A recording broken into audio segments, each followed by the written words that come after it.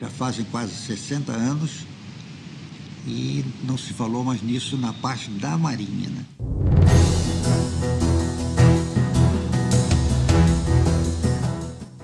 Até hoje, gente que possivelmente o pai ainda não era nascido naquela época, ainda afirma que eram submarinos americanos que estavam obrigando a gente a entrar na guerra.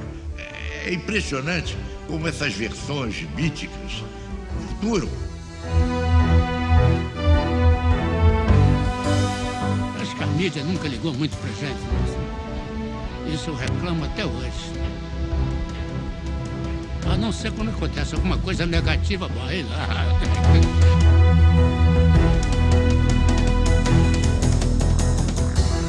Às vezes o nosso país, o brasileiro, tem pouca memória, esquece. Tanto que eu acho que até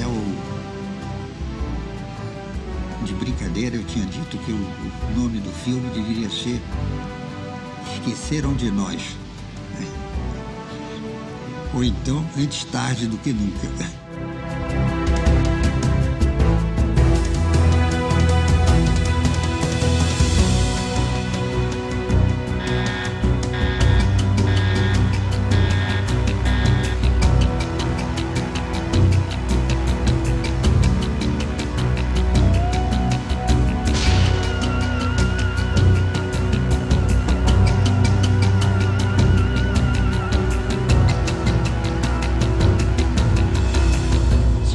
Teve início no dia 1º de setembro de 1939, quando a Alemanha invadiu a Polônia. No dia seguinte, devido a tratados que existiam entre a Polônia e a Inglaterra e a França, a Inglaterra e a França declararam guerra à Alemanha. Isso foi não foi no dia seguinte, foi no dia 3 de setembro de 1939. Iniciou-se, então, o que foi chamado a Segunda Grande Guerra, ou a Segunda Guerra Mundial. Fez uma reunião achando que, conforme as coisas se evoluíssem, valia a pena haver uma série de reuniões, chamadas reuniões de consulta, em que a América inteira, América do Norte, América do Sul, tomavam uma posição única. Porque eles tentaram também granjear a simpatia do governo brasileiro, né? O nosso chefe de Estado-Maior, general Góes Monteiro, que dizia-se era germanófilo, era o termo empregado na ocasião, ele foi convidado a visitar a Alemanha. Porque a Alemanha realmente estava apresentando um sistema militar como nunca tinha havido antes, mas que eles tinham curiosidade, como profissionais, de ver isso, né? Eu fui germanófilo, eu era simpatizante, que eu tinha uma grande admiração pela Alemanha. Primeiro que eu acho que eu já nasci militar. Eu sempre gostei de ver marcha militar, hinos, mais que aquelas coisas que eu via no cinema, aquelas formaturas, linha disco, aquele pessoal cantando, aqueles hinos, aquilo tudo me entusiasmava muito. Eu tinha, por essas alturas, eu tinha 13 anos, mas que aquilo me empolgava muito. Agora, depois do afundamento dos navios, aí, evidentemente, que aí tudo mudou para mim, né? Aí eu içei bandeira nacional e passei para onde devia estar. O Brasil, em 1938, havia feito uma encomenda muito grande de armamento às fábricas Krupp, na Alemanha, armamentos para o exército. Autoridades inglesas punham em prática um bloqueio naval contra a Alemanha, e o navio mercante Siqueira Campos foi impedido de transportar o lote final dos armamentos. Foi imediatamente interditado e internado em Gibraltar. E até os navios de guerra nossos também sofreram. O Marajó, que era um navio petroleiro, que ia a Trinidad trazer petróleo, navio petroleiro da Marinha, teve a sua estação telegráfica selada, fechada. O próprio navio escola, Saldanha, para atravessar o canal de Panamá, teve que levar um destacamento de fuzileiros americanos a bordo. A desconfiança e as medidas de controle contra o país surgiram após um pronunciamento feito a bordo do encouraçado Minas Gerais em 11 de junho de 1940, que aparentemente refletia a opinião pessoal do presidente Getúlio Vargas. E nesse discurso, ele fala primeiro do liberalismo imprevidente, que estava na hora de acabar com as democracias econômicas e havendo democracia política. Enfim, nitidamente se sentiu que ele fez uma declaração a favor dos países do eixo. Viu? E isso, juntamente com a ditadura dele, isso levantou um clamor no mundo. A tendência era de simpatizante da Alemanha, que não deu.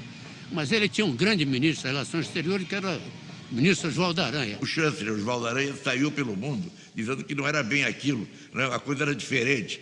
O DIP, que era o Departamento de Imprensa e Propaganda, no dia 13 ou 14 de junho, já fez uma nota enorme explicando aquele discurso, explicando o inexplicável.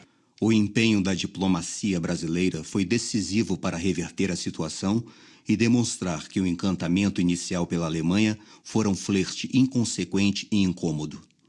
Uma relação a ser resolvida à sua maneira. O presidente Vargas já estava endurecendo isso, já tinha fechado um partido nazista brasileiro que se formou aqui, já estava proibindo o uso da língua alemã nas escolas de Santa Catarina, do Paraná. Então, o Brasil, neutro, era simpático aos Estados Unidos, francamente simpático, né? Os Estados Unidos colocaram em curso uma estratégia de identidade cultural, solidariedade frente ao inimigo e aspiração à democracia. Ações que deram início à hegemonia americana sobre o continente, aquecendo o cenário político dos trópicos e aproximando, inevitavelmente, o Brasil da América. É deprimente a gente se lembrar, mas até a Segunda Guerra Mundial, o Brasil não produzia aço, a não ser de uma maneira esporádica e desordenada. O presidente Getúlio, quem conviveu com ele, como eu convivi, eu vivi 15 anos debaixo da direção dele, o que ele fazia, ele não dizia por que fazia, e fazia. Ele estava uma espécie de blefe em relação à Companhia Siderúrgica. Ele estava achando que a Companhia Siderúrgica estava muito difícil, aquela concessão, e ele resolveu dar um susto. Eu imagino isso se imaginou na época, embora isso nunca fosse declarado. E a usina de Volta Redonda foi uma espécie de recompensa que o Brasil teve por auxiliar os Estados Unidos no seu esforço de guerra. Em 1940, as forças militares alemãs tomam de assalto territórios da Holanda, Bélgica e Luxemburgo.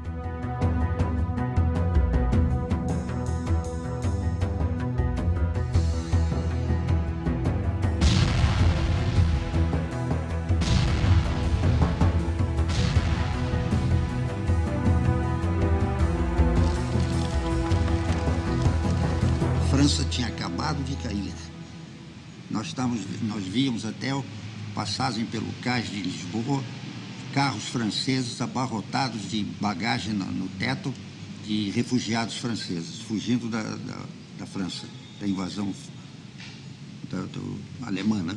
Estava aberto o caminho para Hitler empregar, em larga escala no Atlântico, a sua estratégia de guerra submarina. A principal arma utilizada por Hitler na Segunda Guerra Mundial foi, sem dúvida, o submarino, principalmente após a perda dos seus grandes navios de superfície, né? O Graf von Spee foi perdido logo no início da guerra no Uruguai, em Montevidéu. O Bismarck, ainda no ano de 1941, o Bismarck, que era o encouraçado mais poderoso alemão, ele também foi perdido. De modo que Hitler, a partir de então, passou a focar todas as suas esperanças na utilização da arma submarina. Conhecidos pela abreviatura da palavra germânica para barcos submersos, 1.113 unidades de U-boats foram postas em atividade pela Marinha Alemã para diversas finalidades. A desvantagem do submarino, na época, é ele ser muito lento. O submarino, na época, hoje, os atômicos dão 40 nós. Naquele tempo, eles davam 8 mergulhados, e assim mesmo durante 40 minutos ou 50 minutos, senão esgotava as baterias. Agora, ele tinha um diesel. Esse diesel servia para carregar as baterias na superfície, e o diesel para ele andar na superfície, porque o diesel precisava ar, né? A combustão precisava ar, né? E mergulhado ele não tinha ar. Mergulhado ele só podia usar o elétrico, né? Os torpedos eram economizados, porque o submarino saía com um número pequeno, não chegava a 20 torpedos, 16, 18, 12. E eram a verdadeira arma. Afundar navios a tiro de canhão, eles poderiam fazer, mas tinham que se expor. arma do submarino mais importante é a invisibilidade. Ele só vem à superfície no desespero, quando ele tem que recarregar as baterias ou quando ele está avariado, então precisa vir à superfície. A estratégia do eixo foi de negar o mar ao inimigo, ou seja, empregar submarinos para atacar o comércio marítimo aliado. A costa da França era a plataforma ideal para empreender esses ataques no Atlântico. A Marinha Alemã construiu 5 bases de submarinos em território francês. A mais importante delas, Lorient, era o quartel-general de Karl Dönitz, que comandava e orientava a caçada nos mares.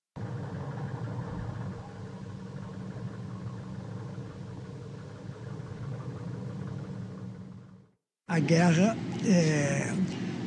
tomou um aspecto muito intenso lá na Europa e o Brasil, durante esse tempo, inclusive os navios mercantes estavam fazendo uma linha regular para a Alemanha, para os Estados Unidos e colaborava com os aliados em termos de abastecimento, até de materiais estratégicos. Comunicação marítima era o sangue que corria nas veias. Eu diria que ele foi fundamental, porque o Brasil, naquela época, praticamente era um bando de ilha, né? Comunicação por terra não tinha, né? Belém, Fortaleza, Natal, Salvador, via marítimo. Tudo nós importávamos da América, mas é que nós economicamente estávamos ligados à América. Foi essencial para a economia do país, não só porque exportamos as matérias-primas necessárias ao esforço de guerra aliado, como também para manter a própria economia do país funcionando. Por isso nós mantivemos essa linha de abastecimento na costa do Brasil e também para o exterior, para os nossos aliados, transportando principalmente borracha e quartzo, cargas especiais estratégicas para a guerra. Um país do tamanho do Brasil, situado onde ele estava, com os elementos que ele tinha de fornecer, não podia ser neutro. Em março de 1941, ocorreu um ataque a um navio brasileiro que navegava no Mediterrâneo. O Lloyd não tinha linhas para o Mediterrâneo, isso foi uma viagem esporádica. Esse navio era o Taubaté. Ele foi metralhado por um avião de Stuka, parece que um Stuka alemão. Nesse ataque morreu um conferente Fraga, que foi a primeira vítima brasileira da Segunda Guerra.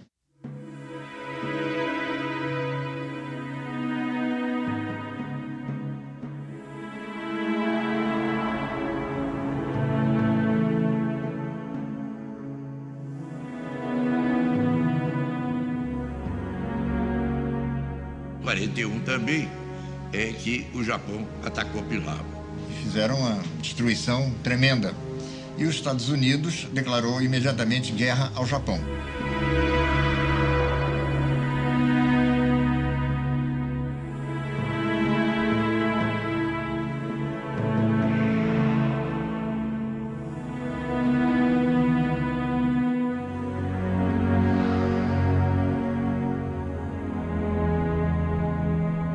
Então, politicamente, nós estávamos ligados à América e, através da América, ligados aos aliados. Ainda em dezembro, houve outra reunião de consulta, agora no Rio de Janeiro.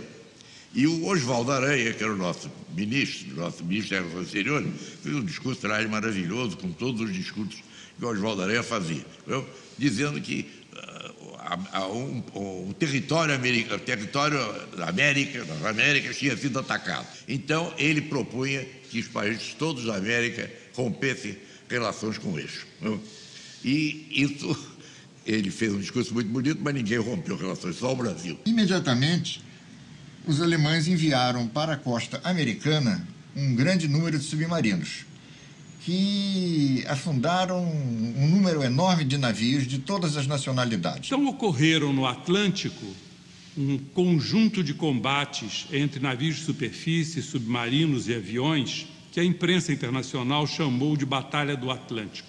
Em 42, 41, 42, a Inglaterra quase que entregou os pontos, porque aqueles comboios que vinham da América perdiam às vezes 50% dos navios, 60% dos navios.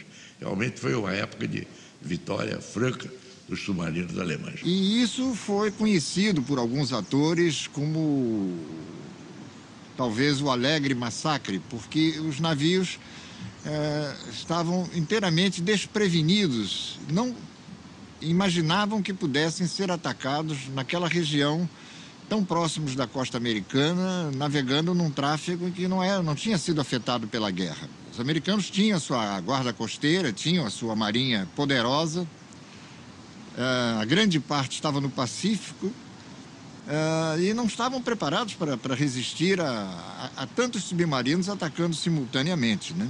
O Congresso americano passou uma lei chamada Lei de Lend-Lease, empréstimo e arrendamento, porque a Inglaterra não estava aguentando, ou é a França mesmo, aguentando as despesas e divisas com o seu movimento de guerra.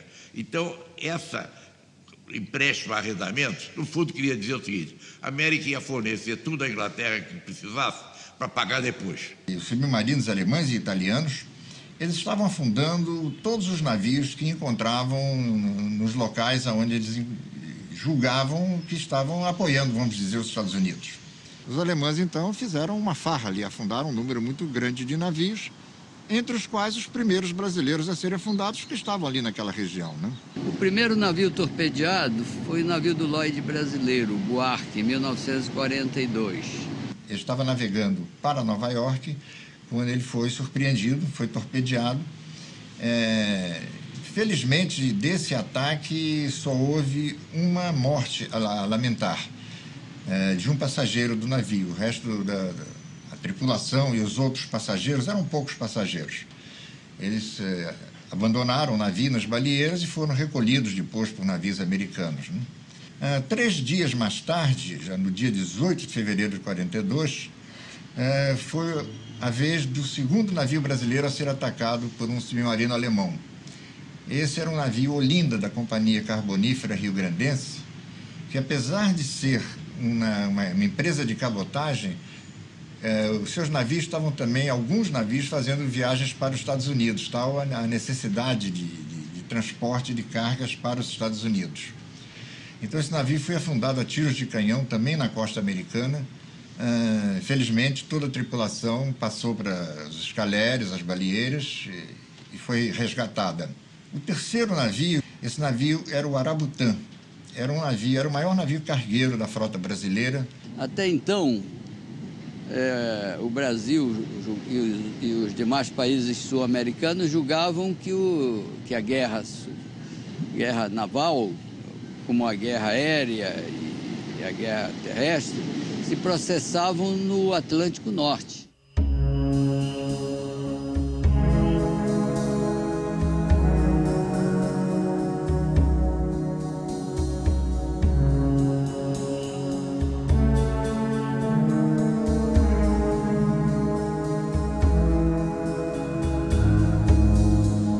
Ataques alemães, os submarinos alemães, depois de afundarem um sem número de navios na costa americana, na costa leste americana, eles desceram para o Caribe e para o Golfo do México, onde continuaram também afundando navios de todas as nacionalidades, inclusive brasileiros. O Cairu, ele se dirigia aos Estados Unidos e no último porto de escala no Brasil, foi em Belém. Ele foi totalmente pintado de cinzento, e o seu comandante, se não me engano, José Moreira Pequeno, ele estava doente. E quando soube que o navio ia para o exterior, consequentemente, ia ficar mais sujeito a ataques e enfrentar um maior perigo, ele suspendeu o desembarque, seguiu para os Estados Unidos e o navio dele foi torpedeado.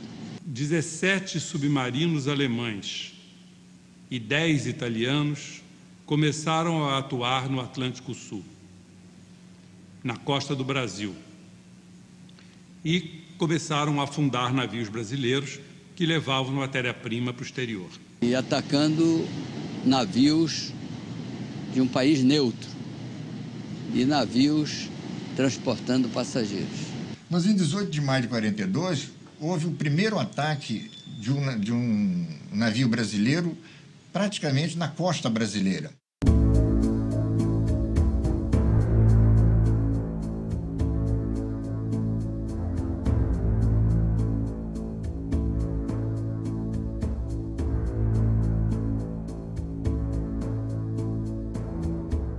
submarino veio à superfície, deu tiros de canhão, o navio pegou fogo, foi abandonado pela tripulação.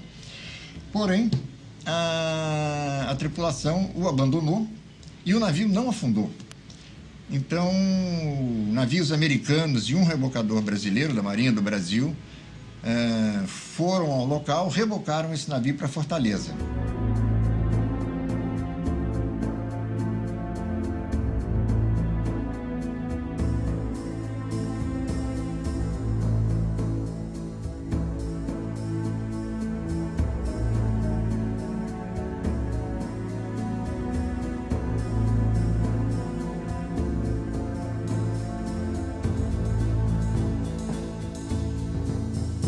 A gota d'água para a entrada do Brasil na Segunda Guerra foi o afundamento quase que simultâneo. Em 2 dias, praticamente, foram afundados 5 navios, 4 de passageiros e 1 cargueiro, nas costas da Bahia e de Sergipe. 5 navios, quer dizer, Baipendi, Itagiba, Arará, Aníbal Benévolo e Araraquara.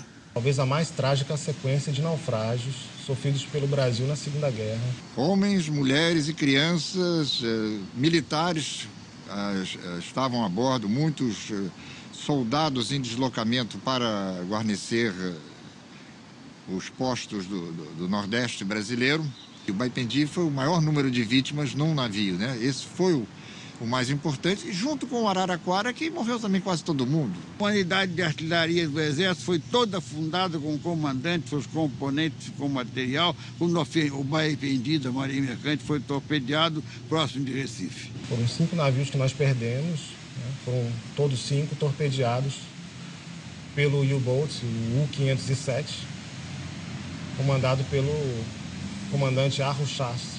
Esse seria, vamos dizer, o vilão dessa Segunda Guerra contra o Brasil, foi o que causou o maior número de vítimas. O navio Itagiba partiu do porto de Salvador, transportando parte do 7º Grupo de Artilharia de Dorso. O tenente do Exército, Dálvaro de Oliveira, era um desses homens. Às 10h30, eu olhei para o mar e olhei assim, não é possível um coqueiro de cabeça para baixo. Aí o pessoal começou a rir. Não era nada mais nem nada menos que o submarino, né, e o periscópio, né? Estavam na mira do comandante do U-507, que depois de ter afundado o Baipendi, o Araraquara e o Aníbal Benévolo, parecia ainda ter torpedos em estoque. Por informação recebida ou por astúcia de caçador, o fato é que ele desceu mais ao sul da costa brasileira, para interceptar navios destinados ao porto de Salvador, na Bahia.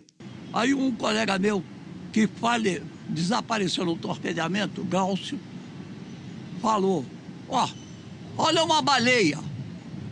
Quando ele falou, olha uma baleia, aquilo explodiu. Era o torpedo, né? É o torpedo. Aí começou aquela confusão.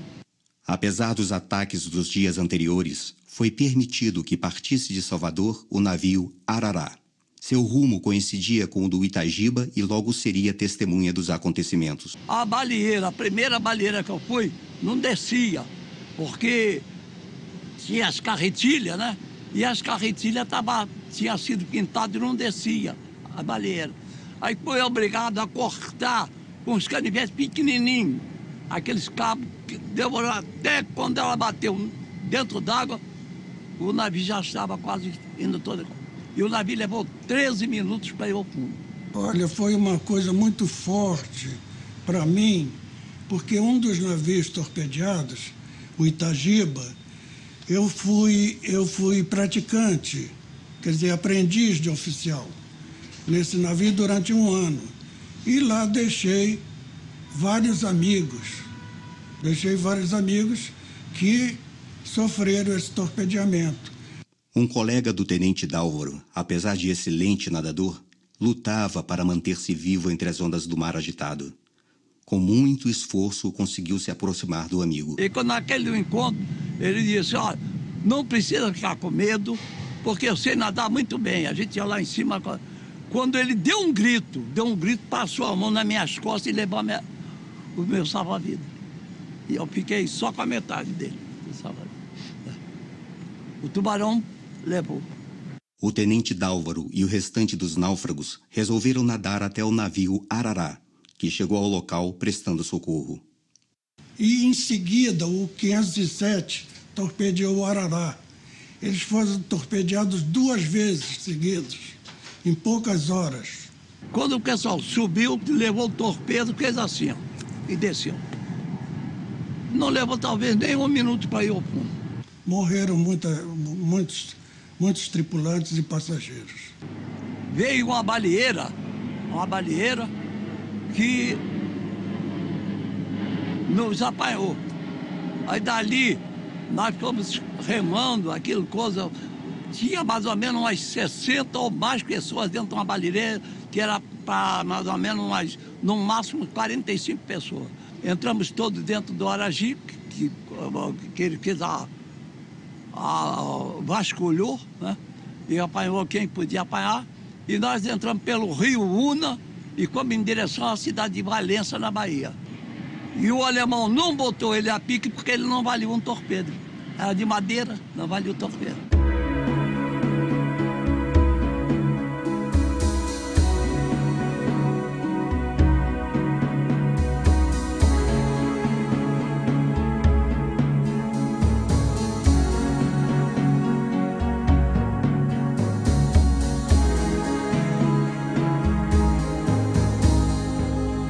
Dada essa situação, pelo clamor público que se processou em torno desses afundamentos, o Brasil declarou guerra aos países do eixo. Havia muita revolta popular e muito, como é que se diz, sensacionalismo da imprensa. Olha, a gente rezava muito para não aparecer o submarino, né? Eles não brincavam em serviço. Eles faziam o torpedeamento e, às vezes, até com uma certa maldade.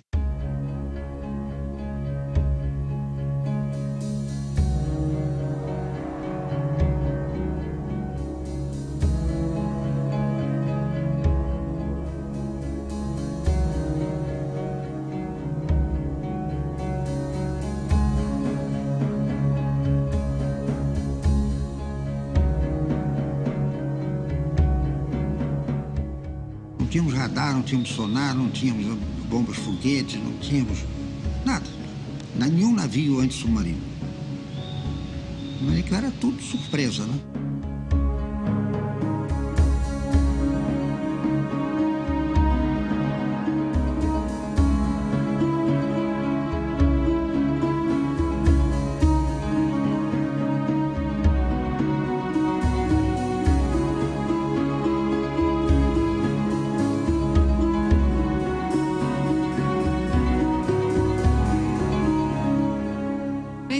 A Marinha teve que enfrentar 2 batalhas.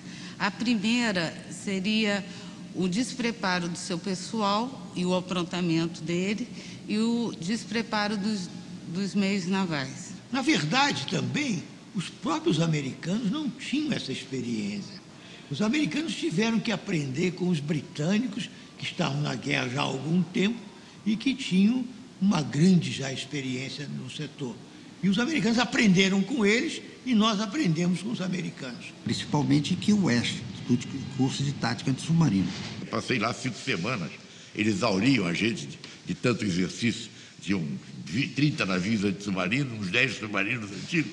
E a gente fazia exercício de 6 da manhã, 6 da tarde. Fiz um relatório de 17 páginas, descrevendo todo o que eu havia visto a bordo de todo o departamento de máquina, de convés, de armamento. E aí a gente consegue perceber uma fronteira muito clara entre o que foi a Marinha antes da declaração de guerra e a Marinha após a declaração de guerra. Para operacionalizar as operações no mar, foi constituído a Força Naval do Nordeste e a Força Naval no Sul. A Força Naval do Nordeste era responsável pelos comboios de proteção da costeira do Rio de Janeiro a Recife e a Força Naval do Sul, Santa Catarina, para o Rio de Janeiro. Aí é uma coisa bastante triste que a gente registra, mas precisa ser registrado. Nós estávamos a 0.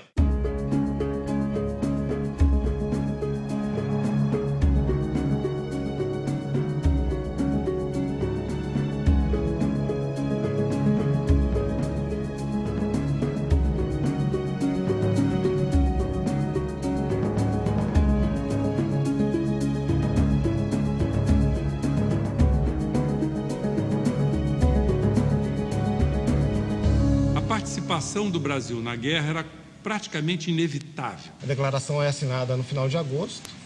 Já em setembro, dá-se início aos trabalhos de fortalecimento da nossa esquadra, ou seja, a presença americana também vai se intensificar sensivelmente no litoral nordestino. 4 esquadras, mais os navios brasileiros, chegamos a ter 170 navios antissubmarinos no Atlântico Sul. A esquadra que veio para cá, a 4ª esquadra dos Estados Unidos, era comandada pelo almirante Jonas Ingram. A nossa Força Naval do Nordeste era uma mera força-tarefa desta esquadra. Mas esse almirante Ingram sempre tornou-se amicíssimo do Brasil e o entendimento dele com o nosso almirante Soares Dutra foi perfeito. Nunca houve o menor deslize, o menor problema entre eles. De modo que o relacionamento, digamos, Marinha, Brasil e Estados Unidos, eu diria que foi perfeito. O Brasil recebeu recursos para poder operacionalizar tanto a Marinha como o Exército e a Aeronáutica para executar as operações de guerra. A Marinha recebeu novos navios. A Marinha recebeu navios pela lei do Land and Lease, empréstimo e arrendamento dos Estados Unidos. Nós pagamos tudo. Todos que deixaram aqui, pagamos até o último alfinete. Então foram 16 caças submarinos que foram transferidos na Flórida para a Marinha do Brasil, sendo que desses 16 caças submarinos, 8 eram chamados caças-ferro, navios um pouco maiores, e 8 caças-pau, que tinham casco de madeira. Os caça-pau eram navios empregados pelos americanos na defesa dos portos e entradas de baías. Chegando ao Brasil, sua folha de serviços foi radicalmente estendida. Os navios pequenos, de, se não me engano, 100 ou 200 toneladas, que não tinham condições, mas nós éramos tão pobres que nós botávamos eles para fazer escolta de comboio do Rio de Janeiro para Recife. Eram 3 oficiais e 30 homens. E esse navio no mar, embaixo de mau tempo, era um cabrito. Era uma vida extremamente dura. Era uma casquinha de nós. Esse pessoal que forneceu esses caça-pau realmente foram os heróis. E, além desses 16 caças submarinos, também foram incorporados à Marinha, foram incorporados à esquadra, isso posteriormente, 8 contra-torpedeiros de escolta, 8 destroyers, também americanos. Eles vinham já em serviço antissubmarino, dentro do planejamento da 4ª Esquadra.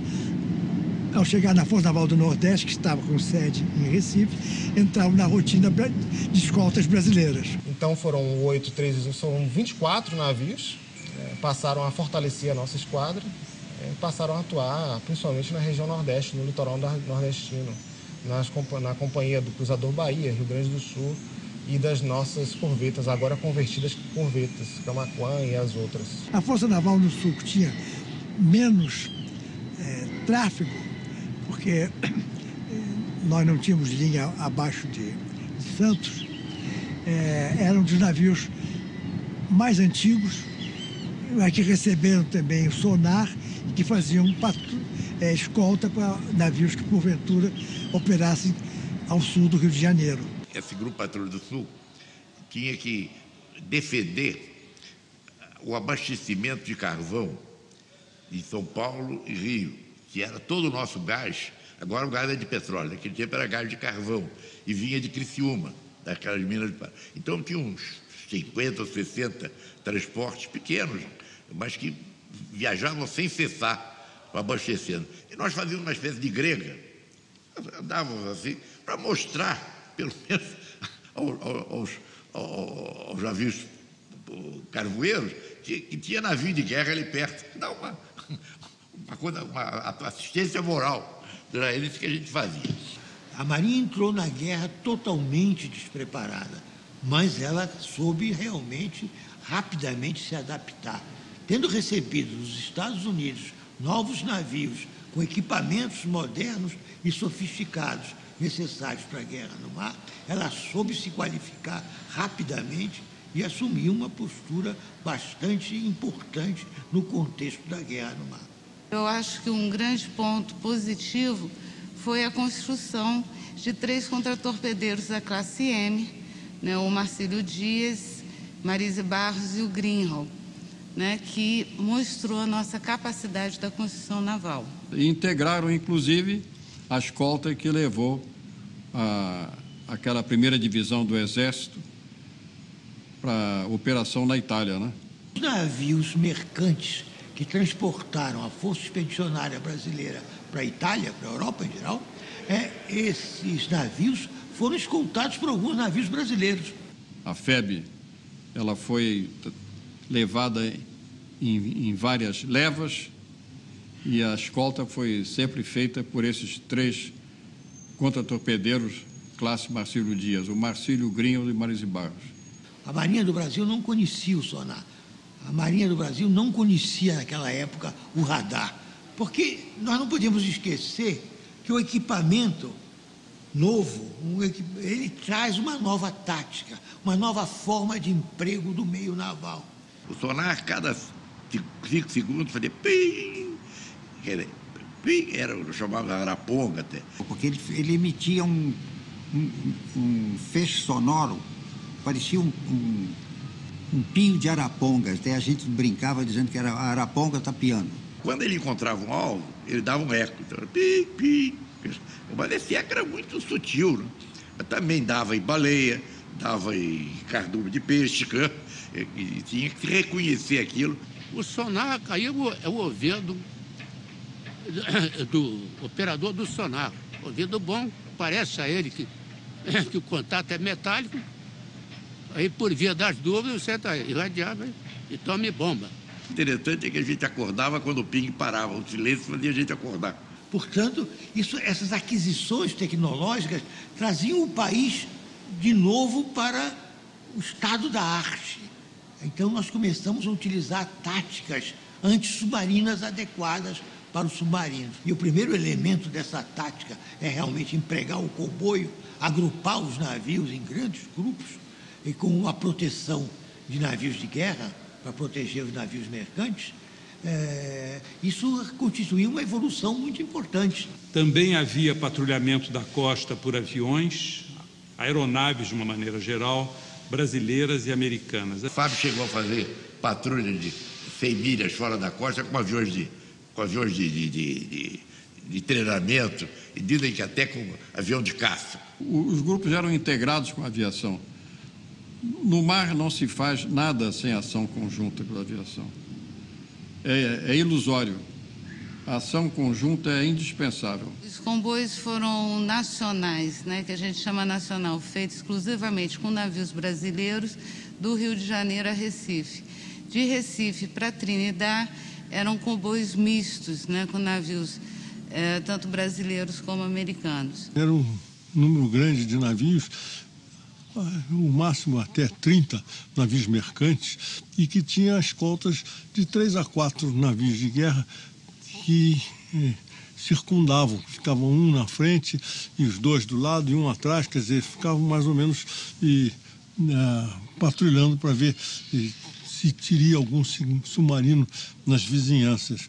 Destruir submarino era muito útil, mas a coisa mais importante era passar o comboio, né? Comunicação fundamental era visual, porque nós entrávamos em comboio em silêncio absoluto. Radiotelegrafia e fonia só quando o navio era torpedeado, para pedir socorro. Navegar em comboio à noite era muito perigoso, porque os navios viajavam praticamente 400 metros um do outro.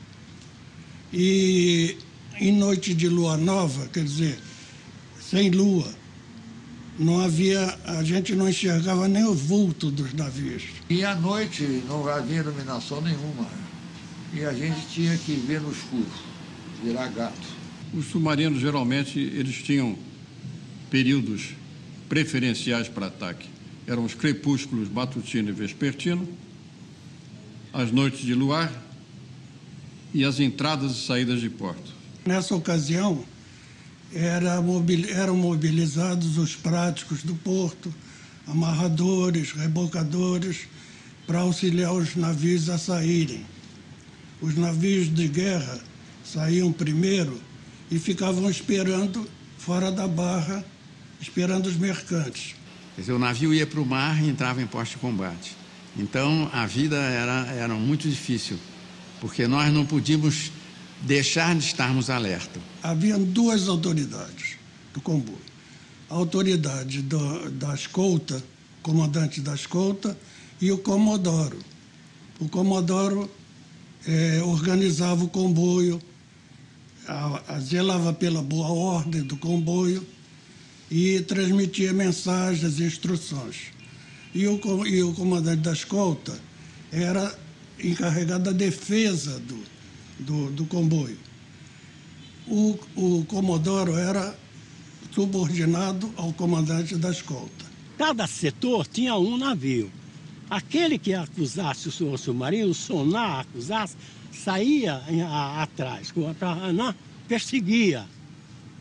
Aí, então, quando chegava a uma certa distância, muito longe do comboio, voltava. Essa manobra tinha que ser feita com rapidez, porque, na verdade, a saída de um navio do comboio fragilizava o próprio comboio. Quando você desloca um comboio com mais velocidade, diminui a chance do submarino atacar. Agora, quando alguém algum navio não conseguia acompanhar aquela marcha, então ele tinha que ser desgarrado, já não podia comprometer todo o comboio.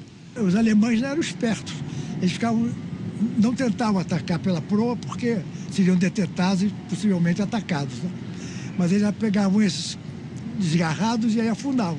Porque a maioria dos nossos navios eram, vamos dizer, de máquina alternativa, caldeira a carvão, e é impossível não fazer fumaça. As suas carvoeiras eram sempre abastecidas de carvão cardífero, que era o carvão excelente, que era o carvão inglês. Quando chegou já em Sergipe, terminava o estoque do carvão cardífero. Esse tinha que pôr muito carvão na fornalha para produzir o mesmo calor que o carvão estrangeiro. E isso provocava uma fumaceira medonha. O caso do Bagé, por fazer muita fumaça, foi mandado sair do comboio. Nós estávamos mais ou menos, eu acredito, umas 100 e poucas milhas da costa, em frente à Bahia. E ele foi mandado para Salvador. Então ele ficou sozinho, escoteiro. Aí o submarino aproveitou e torpedeou. O navio já tinha se assobrado e tínhamos duas baleiras. Era o que restava, eram duas baleiras. Foi quando o meu colega, que era nesse tempo era o chefe Capinã, mergulhou. Ele viu que a baleira estava já sobrecarregada, ele quis passar para outra baleira, foi tragado por um tubarão e o arrastou até... já estávamos no lusco-fusco, vimos o sangue do Capinã ir para baixo, ser arrastado para o mar, para o fundo do mar. Já estava praticamente sem luz, né? Tínhamos só... O que nos orientava era justamente era o piscar do farol de Mosqueiro. É que estava nos orientando. Jorge pulou na água e ajudou o restante dos náufragos a se aproximarem da baleeira. Então, hoje dizem que foi heroísmo. Não foi heroísmo. Foi o momento em que todos nós podemos ser assassinos como podemos ser heróis. Depende do momento, né? Naquele momento, eu mergulhei sem pensar na vida, pensando apenas em fazer o bem, sem saber a quem. Todos nós já estávamos com sede e fome, esperando, pedindo a Deus que chovesse. E nós estávamos comendo, já com fome, comendo peixe voador que caía dentro da baleira. Ele começou em Alagoas, chegamos em Sergipe, na praia de Itaúna. O torpedeamento do Bagé matou 20 tripulantes e 8 passageiros. Uma história de sofrimento que durou 12 horas ao sabor da correnteza. O adestramento era intenso. Sabe o que se fazia? Diariamente, no nascer do sol, tocava pós-combate. Porque era a hora em que eles achavam que eles não seriam vistos, porque eles não precisavam vir à superfície e só com a visão através do periscópio, eles tinham visibilidade bastante para poder fazer o tiro de torpedo, né? É impressionante como a gente se acostuma ao perigo. Eu acho que isso só mesmo o pessoal jovem podia suportar essa tensão, né? Nós estávamos sempre com a pena de morte em cima da cabeça. Eu sabia o que é que ia acontecer depois, né? Se tivesse qualquer contato, dava o eco de volta. Aí todo mundo já conhecia, entende? Era quase que automático. Nós estávamos altamente adestrados em guerra contra submarino, adestrado e motivado. E tínhamos meios, né? Nós tínhamos os 16 caças submarinos modernos, os 8 destroyers de escolta modernos e os 3 contra-torpedeiros construídos aqui, que receberam armamento dos Estados Unidos, também moderno. Aí era outra figura. Obtido o contato sonoro, nós partimos para o ataque, no rumo e velocidade indicados pelo oficial do sonar ao comandante. E quando chegava na posição de ataque, preferencialmente, usávamos as armas de proa. Que eram maus trapos, ratoeiras. Eram 2 calhas de 4 foguetes cada uma, que eram lançados pela proa, a uns 400 metros da proa, e que caíam numa linha reta. Essas armas tinham uma vantagem de só explodirem por contato, então não perturbavam a caça durante o trabalho do sonar. Se um daqueles foguetes batesse num casco de submarino, ele detonava, né? Explodia. Mas isso não era muito comum que acontecesse. Então a gente fazia corridas sucessivas e, quando achava que era oportuno, fazia o lançamento das bombas de profundidade na popa. Aí ficavam 5 bombas em cada calha. Essas bombas elas eram graduadas para explodir na profundidade que se desejava conforme a circunstância. Lançadas pelas calhas e pelos canhões K, e essas realmente perturbavam a caça, porque faziam uma reverberação muito grande, e isso às vezes até ajudava o submarino a se safar da perseguição. Nós temos 2 casos muito conhecidos de navios brasileiros que ficaram agarrados na presa ali um bom tempo. Um deles foi o caça submarinos Jaguaribe, caça-pau. Mas ele teve que voltar à escolta por ordem do comandante da escolta. E depois o grupo de caça e destruição foi lá e liquidou o assunto. O outro foi da corveta Cananéia, que também teve um ataque em que eles foram muito insistentes e ficaram ali horas, até que o comandante da escolta, também dentro da doutrina, mandou que o navio voltasse à posição dele no comboio e veio o grupo de caça e destruição. Esse do Cananéia foi aqui, no Grupo Patrulha Sul. Apesar de ter constituído, ao final da guerra, grupos de caça e destruição, a Marinha do Brasil, nas suas operações antissubmarino, teve como principal meta a organização e defesa imediata dos comboios. No comboio, a Marinha Brasileira, segundo me consta, não perdeu um navio sequer dentro de um comboio. Nós no FI 43, FI de 43, já estávamos muito bem, operando muito bem, defendendo muito. E a Marinha, dentro da sua modéstia, cumpriu muito bem essa tarefa contínua, essa tarefa sem glória, mas que cada comboio que passava era uma vitória, não? Nesses navios que estavam sendo comboiados pela Marinha de Guerra, era muito melhor do que o que acontecia lá no norte. Nós estávamos sozinhos. Os comboios saíam de Rio, saiu Salvador, Recife, e de Recife passava para a América. eles não passavam ali na costa. Os navios de comboios que vinham do Rio para Belém, eles ficavam a 150 milhas da costa. Aí largava o navio corria para cima de Salinas. Quando estava no través de Salinas, que é o farol de entrada do Porto de Belém, eles saíam e atravessavam aquelas 150 milhas debaixo de perigo. Aquilo era correria para chegar no porto antes que os submarinos pegassem eles. Eu estive nesses navios como praticante de pilotos. A viagem nesses navios eram terríveis, porque nós viajávamos na costa, bem pegado à costa. O mais próximo possível, mesmo os faróis da costa estando apagados, nós andávamos próximo da costa, porque lá os submarinos não iam, tinham medo, porque as cartas de navegação da época eram imprecisas.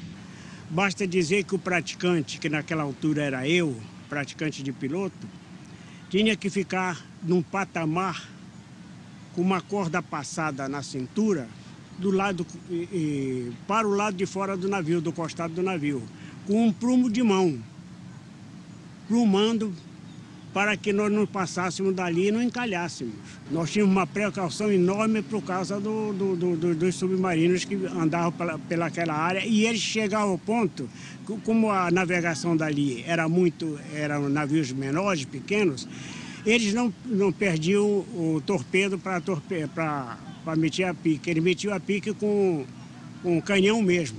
Chegava com canhão e metiam a pique nos navios, causando também mortes terríveis para os tripulantes. Nós carregávamos tambores de gasolina, vejam vocês, em um navio sem condições, sem ser adaptado para essas condições. Mas nós tínhamos que carregar uma lata encostada à outra, compreendeu?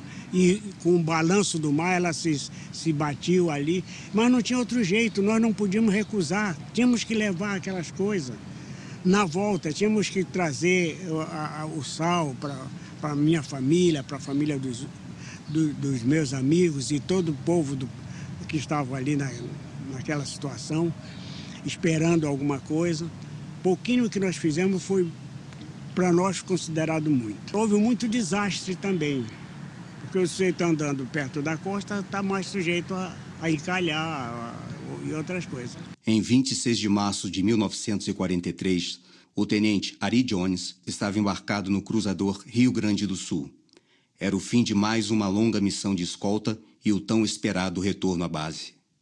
Eu estava na Atol da Ré com um colega meu, Hildegard Noronha, e o navio estava demandando ao Porto de Recife. E o Porto de Recife tem um mole protegendo o porto. E o navio estava demandando perpendicular a esse mole e atravessando um canal dragado de minas e, obviamente, com um conhecimento pleno do nosso comandante. Então, de repente, ele não tinha ainda chegado para fazer a manobra para entrar no porto e ele guinou violentamente para Boreste, quase 90 graus. Ele desviou o navio, está indo para o Canal Norte. O Canal Norte precisa de praticagem e precisa de varredura. E esse cara vai fazer essa loucura? Quando eu terminei de falar, o navio bateu no fundo. Aí o comandante, de repente, mudou a ordem dele e mandou que o pessoal, em vez de evacuasse o navio, formasse na tolda, a meia-nau, e ele queria dar uma ordem. Tudo bem. Aí todo mundo formado, 300 marinheiros, sargentos e oficiais, e ele então deu a seguinte ordem: eu preciso de um voluntário para examinar o duplo fundo. E eu fiz um gesto translocado. Eu levantei o braço e disse que eu iria. Eu tirei a minha roupa, estava com calção e uma camiseta, botei um tênis e peguei um flashlight e botei uma camisa de Vênus no flashlight para proteger contra a água. O navio estava apagado, estava sem energia, estava parado. E aí eu desci pelas escadas de quebra-peito, até o fundo do navio. Então eu fui caminhando de joelhos, aquele aljofar da água, e com um flashlight mostrando o caminho que eu tinha que percorrer, até que eu cheguei a meia-nau. E aí eu cheguei ao local do crime. Então eu vi uma pedra gigantesca, uma ponta de pedra enfiada no casco de fora, e quase como se rolha fosse, evitando que a água em grande quantidade pudesse invadir o navio. O casco interno estava protegido, não tinha sido atingido. O navio não precisava ser abandonado. Então eu fui recuando, Deus sabe como, e subi a tolda e gritei para todo mundo: o navio não precisa ser abandonado, o navio está salvo. E foi realmente a grande satisfação que eu tive como oficial da Marinha Brasileira ter salvo o Rio Grande do Sul de afundar. Além de manter o tráfego marítimo e oferecer proteção contra a ação dos U-Boats, os homens envolvidos na Batalha do Atlântico enfrentavam outro inimigo traiçoeiro: o mar. Almirante Mirabeau era oficial médico a bordo da corveta Jaceguai. Verificamos como nós somos impotentes quando os elementos da natureza se tornam violentos demais para a nossa capacidade de enfrentá-los. O que foi isso? Nós tínhamos feito uma escolta de 2 navios e chegados com eles em salvamento a Mar del Plata, na costa do Uruguai. Liberamos os 2 navios que foram escoltados e fomos reabastecer no porto de Montevidéu.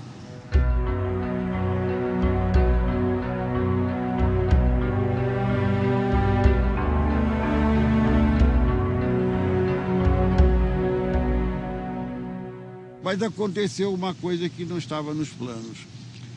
Depois da meia-noite, nós entramos num rumo que fazia oposição ao rumo de direção do vento e do mar, na presença de um ciclone, que foi de uma violência tremenda. Com o vento nessa velocidade e força da onda impulsionada, através dos orifícios, a água entrou e inundou o paiol de amarras. Se mais um paiol fosse inundado, ou aquele ainda enchesse mais, o navio fundeava de proa e, com a máquina funcionando, entrava para dentro d'água e afundava. Aí é o seguinte: normalmente em pleno mar alto, as ondas vêm em 3 vagalhões e a 4ª é amainada, é chamada vaga morta. Aí, depois desse período de tensão, que estávamos todos nós esperando que não tinha salvação, que ia afundar, o comandante conseguiu a vaga e deu a ordem de comando pelo fonoclama: máquina adiante a toda a força, leme toda a bombordo. Aí o corveta deu aquela guinada, aquela velocidade, e quando veio o primeiro vagalhão, durante a vaga morta, ele já tinha tirado o costado e começado a polpa. E nesse caso, a manobra foi realizada e nós fomos empurrados até a costa do Uruguai. Tivemos que atracar num mole na cidade de Maldonado e, com as bombas de extração de água dos paióis, eliminar tudo e, depois de 72 horas, voltarmos para cumprir a missão, porque o ciclone já tinha passado, e voltarmos para aquela área para fechar o rumo de Santos e ver se achávamos ou não o submarino. Então, esse momento foi um dos momentos mais impressionantes, porque marinheiros antigos, quando o navio atracou lá em Maldonado, a emoção deles foi de tal ordem que alguns beijaram o chão de emoção de estarem vivos. A corveta Camaquã, infelizmente, não teve a mesma sorte no mar. Aí então foi no dia 21 de julho de 1944, eu estava no Conversa a bordo do Camaquã. Então o mar agitado, ondas gigantes, muito mar, muito vento, muita chuva. E como o Camaquã estava, infelizmente, com pouco lastro nos tanques de óleo, porque estava vindo de uma viagem grande, de 6 dias de viagem, você consome muito óleo. Então, um tanque de óleo cheio dá uma melhor estabilidade do navio do que um tanque de óleo vazio. Então, à medida que você vai andando e vai gastando óleo, o navio vai ficando menos estável. Então era praxe de esvaziar o tanque de óleo e encher com a água salgada. Mas isso depois no porto ia exigir do pessoal um trabalho grande de limpeza. Teria sido uma decisão do chefe de máquinas, como nós íamos atracar e viajar logo em seguida, ele não quis botar água nos tanques que iam receber combustível. Aí começou a balançar, jogar de lado para o outro, até que virou de um lado para bom bordo. Quando virou para Boreste, a onda veio, levou tudo, arrastou tudo que estava no convés. E havia no meu camarote uma prateleira com livros, no sentido longitudinal. Os livros sempre estiveram lá. Nessa hora, de repente, eu olhei, houve um balanço muito grande e os livros todos caíram. Aí eu fiquei preocupado, abri a porta e vi o navio fazendo uma curva fechada, já com a borda seria, enfim, o casco e o convés, né? Essa parte aqui seria a borda, já dentro d'água. Um pouquinho depois, o canhão que ficava aqui, quer dizer que o navio já estava assim, já estava a 90 graus. Eu não saía, eu fui arrastado, arrastou tudo. Nessa altura dos acontecimentos, eu estava de short e pulei a morada é essa gradezinha que fica aí, e à medida que o navio foi virando, eu fui subindo, andando pelo convés, e quando ele acabou de virar, eu estava em cima da quilha. E eu estava no passadiço com 2 marinheiros, com um timoneiro e um sinaleiro. E nós fomos subindo, felizmente tinha uma porta que era do lado, estava no teto, né? Mas estava felizmente aberta, de modo que nós saímos por ali e pulamos no mar. Quando eu vim à tona, eu olhei, um aqui, outro ali, espalhado, pessoal espalhado, então, e o navio virando, afundando de popa. Quando eu pulei na água, não tinha colete de salva-vidas, não tinha nada. Eu mesmo. Então, o que é que acontece? Sobrou um vasilhame de leite vazio, fechado, 50 litros, né? Eu fui para ele, me segurei nele. Graças a Deus, os 2 marinheiros que estavam perto de mim também nadavam, mas tinha gente que precisava de uma caixa, de alguma coisa para se segurar, né? Comecei a andar. Andei um pouco, encontrei um estrado de banheiro, segurei. Aquele quadriculadozinho, não dava quase nada, era sempre uma ajuda. Nesse instante, então, eu ouvi uns gritos de socorro. Eu olhei e vi alguém, assim, 10 metros ou 15, pedindo socorro. Eu larguei aquela prancha e nadei na direção do sujeito, segui até ele, agarrei, e as ondas eram enormes. Não eram pesturnas, eram ondas enormes. A gente só via mais céu, não via nada, não via coisa nenhuma. Náufrago, coitado. Ele já estava praticamente com os pulmões cheios d'água. Aí chegou uma hora em que eu tive que tomar aquela decisão drástica. Ou ele, ou nós, ou ele. Eu não conhecia o sujeito, se eu conhecesse, talvez tivesse outra reação, não conhecia, não sabia quem era. Ele já estava praticamente morto. Aí eu larguei, tanto é verdade, quando eu larguei ele já afundou. Então ficamos assim até vir um socorro. Eu saí novamente no meio do mar, uma ilha no Oceano Atlântico. E encontrei uma gaveta de escrivaninha. Aí eu peguei a gaveta, fiz assim com a gaveta, aí o ar saía pelas frestas. E assim foi. Fui segurando a barra, até que os 2 caças chegaram no horizonte. Logo depois, uma meia hora depois, veio um caça submarino pequeno e pensou que viu o navio virado ao contrário, pensou que era um submarino. Chegaram no horizonte e viram o quê? Viram um submarino sem torreta. Porque era o Camacuã, a quilha do Camacuã. Um corpo liso, no mar, pensou que era um submarino que estava levantando, né? Mas aí, quando ele conseguiu pescar um marinheiro, um dos nossos marinheiros que estava por ali, e que aí ele começou a catar pessoal que estava no mar. Esse que passou o rádio para avisar o resto do Brasil e da Marinha que tinha naufragado o Camaquã, né? E quase que nós levamos fogo deles, quase que os navios atiram em cima de nós. Faleceram diversos marinheiros ou sargentos, um total de 33 pessoas.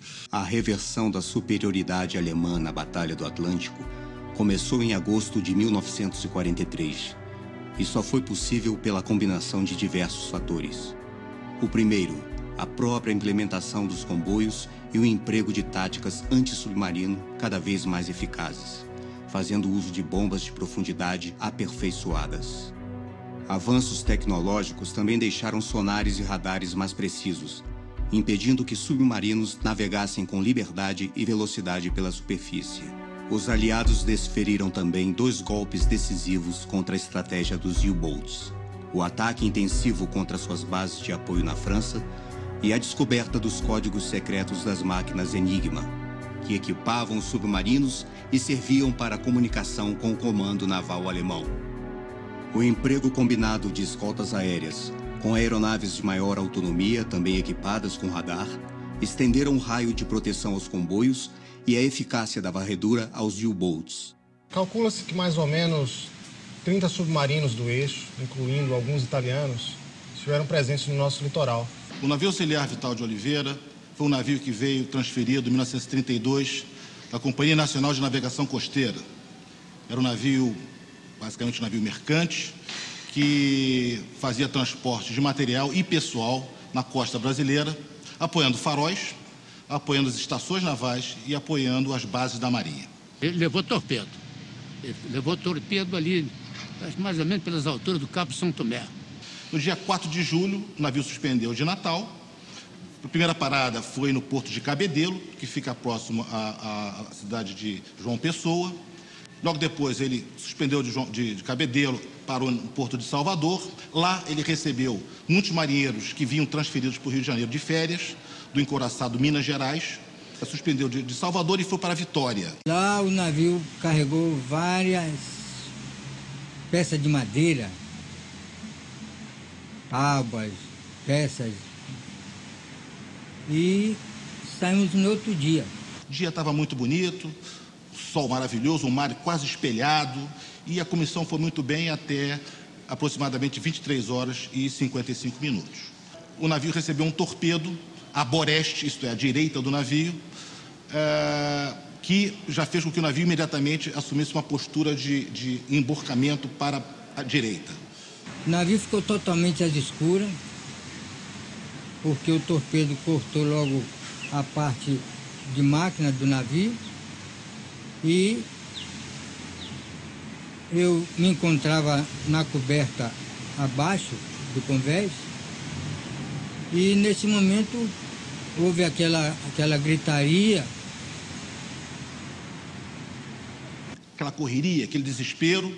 Imediatamente o oficial de serviço, Tenente Alonso, o navio está totalmente sem energia, pega dois foguetes brancos e lança para avisar a um navio que estava à frente, que era o seu escolta, que era o caça-submarino Javari, distante a cerca de 1 milha, 2.000 jardas na proa do Vital de Oliveira. O Javari reconhece esse sinal como sinal de submarino à esquerda do navio. Imediatamente sai da formatura e tenta caçar e combater esse submarino que ele não estava vendo. 2 minutos depois chega o comandante no passadiço. O comandante chamava-se João Batista Bedeiros Guimarães Roxo. E chegando no passadiço, o comandante Roxo imediatamente percebe que aquele sinal não é o sinal correto. Os sinais corretos deveriam ser 2 fachos vermelhos. Imediatamente ele manda que o tenente Alonso lance os 2 fachos vermelhos, enquanto o navio cada vez mais se aproxima do seu emborcamento. Corre, vamos subir, que parece que o navio foi torpedeado. Vendo que a situação era totalmente desesperadora, o comandante determina que o navio seja abandonado pela tripulação. E ao chegar em cima, ainda ouvi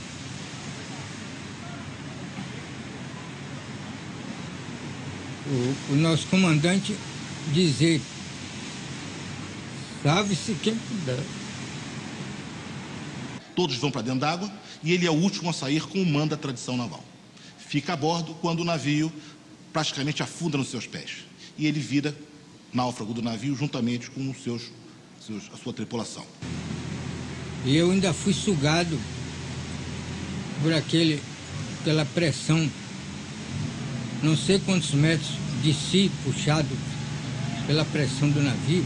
O navio afunda e eles ficam próximos um do outro, que é a primeira providência que um náufrago deve ter, se aproximar e se juntar junto com os outros. Imediatamente afloram aquelas madeiras que foram embarcadas em Vitória, que foi realmente um marco para a salvação de muitos. Eles se agarraram nessas madeiras e conseguiram flutuar. Eu me segurei numa daquelas tábuas. E a temperatura da água estava muito fria. E um breu total. Muita estrela no céu, mas a visibilidade muito baixa. Todos imaginavam que o caça-submarino Javari iria recolhê-los. Mas, por infortúnio de destino, o Javari se perdeu desses náufragos, procurando o submarino, provável submarino que havia afundado o navio Vital de Oliveira, e eles ficam até 9 horas da manhã, totalmente entregues, em situação muito difícil. Já a partir de 6h30 começa o sol a começar a prejudicar a sede, eles começaram a sentir muita sede.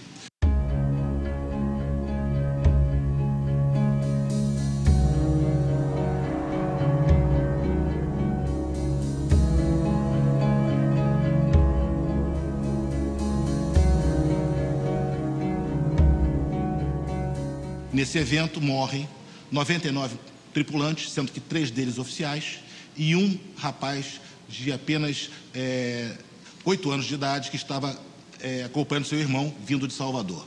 Foi assinado um armistício, acabou a guerra contra a Alemanha. Só estava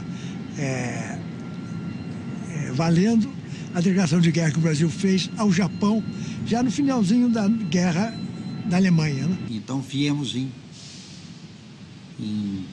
conjunto, todos para o Rio, onde chegamos e houve até uma parada naval na entrada da Barra. As autoridades da Marinha, ministro, creio que outras. Nós entramos à Barra e depois, dias depois, houve um desfile da Vitória. E aí as guarnições desfilaram na Avenida Rio Branco, como se fosse uma parada como outra qualquer, entende? E com isso acabou a guerra. Os submarinos deviam vir à superfície e se entregar para o navio mais próximo. Eles não fizeram isso conosco. Sabe o que eles fizeram? 2 submarinos foram se entregar na Argentina. De maneira que o fechamento da participação da Marinha na guerra foi feito em público, com desfile, com aplauso, com bastante cobertura de jornais e rádio. Televisão naquela época não seria usada. Mas isso é importante mostrar que houve um coroamento da vitória com essa chegada ao Rio de Janeiro das 2 forças. 11 submarinos alemães e um italiano foram afundados no litoral brasileiro. A constante ameaça dos U-boats transformou as missões de defesa dos comboios num exercício diário de responsabilidade, paciência e dedicação. A extenuante tarefa, cedo ou tarde, cobraria seu preço à Marinha do Brasil. Quando nós chegamos em julho de 1945, as missões de comboio elas já haviam praticamente sido desfeitas. Acabada a guerra, nós continuávamos ainda protegendo. Havia uma série de situações que eram necessárias à participação da Marinha.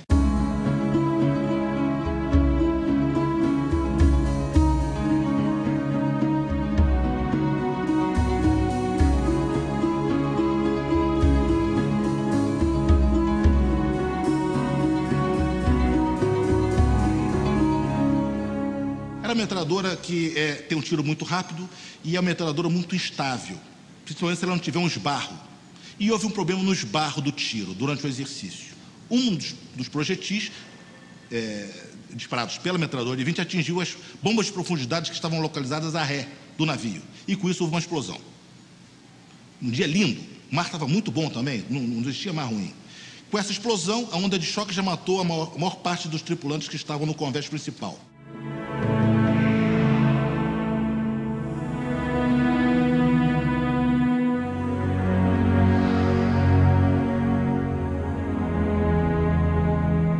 ideia, de todos os oficiais do navio, que eram cerca de 17, apenas um sobreviveu. Todos morreram. O único que salvou foi o almirante dos Torres Dias.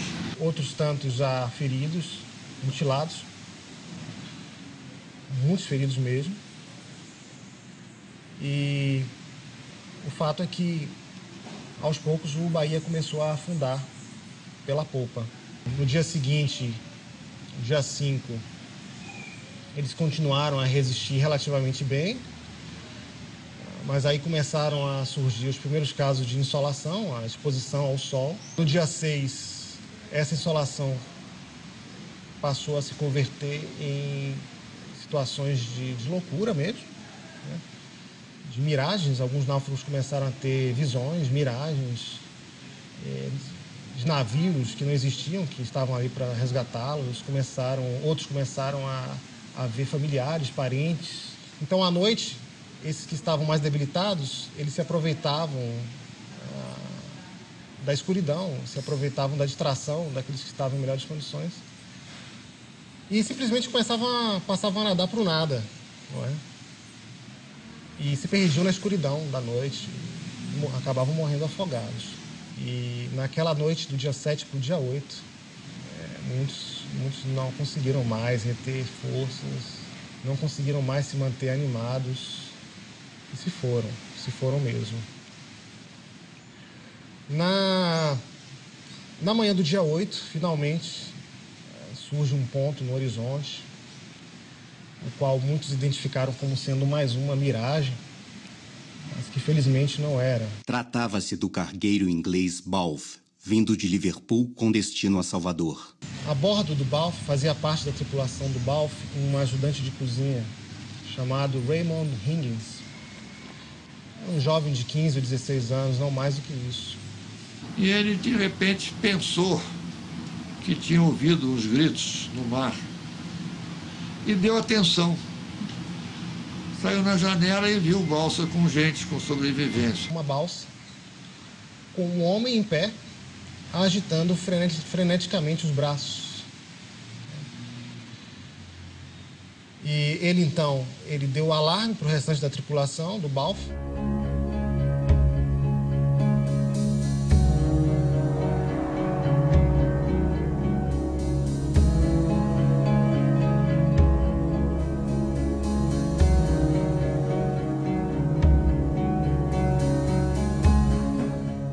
Não é uma profissão, é um sacerdócio. Tamanha o empenho dos oficiais tinham em cumprir as missões em benefício da Marinha. É uma coisa extraordinária. É raríssimo você encontrar um oficial da Marinha que não seja fanático pela carreira. Eu tenho o mesmo entusiasmo que eu tinha quando entrei. Se eu pudesse voltar aos 17 anos, eu ia fazer a mesma coisa, eu ia para a Escola Naval outra vez. A Marinha Mercante não foi convocada. Se houvesse necessidade de eu estar lá, iria de novo. Nosso sentimento era que nós estávamos fazendo alguma coisa pelo país. Então, a participação do Brasil na guerra foi importante, sim, para os aliados. Contribuiu para o esforço de guerra, sim. Além da contribuição da Força Expedicionária Brasileira, além da contribuição da Força Aérea, a contribuição da Marinha de Guerra foi extremamente relevante e importante para o interesse da guerra. A vitória, nós contribuímos significativamente para a vitória, sim. Eu fui um brasileiro que realmente ajudou o seu país numa época trágica, na guerra. E a nossa Marinha é pequena em número, mas em qualidade, eu acho que ela se equipara às melhores marinhas do mundo. Existe, inclusive, uma responsabilidade muito grande atualmente no Brasil em proteger o uso do mar. Atualmente nós temos uma riqueza enorme, que é a plataforma continental, e a Marinha está pensando nisso, em ter um poder naval compatível com essa responsabilidade que o Brasil assume diante das Nações Unidas. Você não pode transportar 200 mil toneladas de minério num avião, né? Certas cargas terão que ir de navios e esses navios terão que ser protegidos de alguma forma e terá que haver uma marinha de guerra para protegê-los, né? Falamos em guerra o tempo todo, mas a mensagem final tem que ser de paz. Eu adoto aquele lema latino, civis pacem para bello. Se queres a paz, prepara-te para a guerra.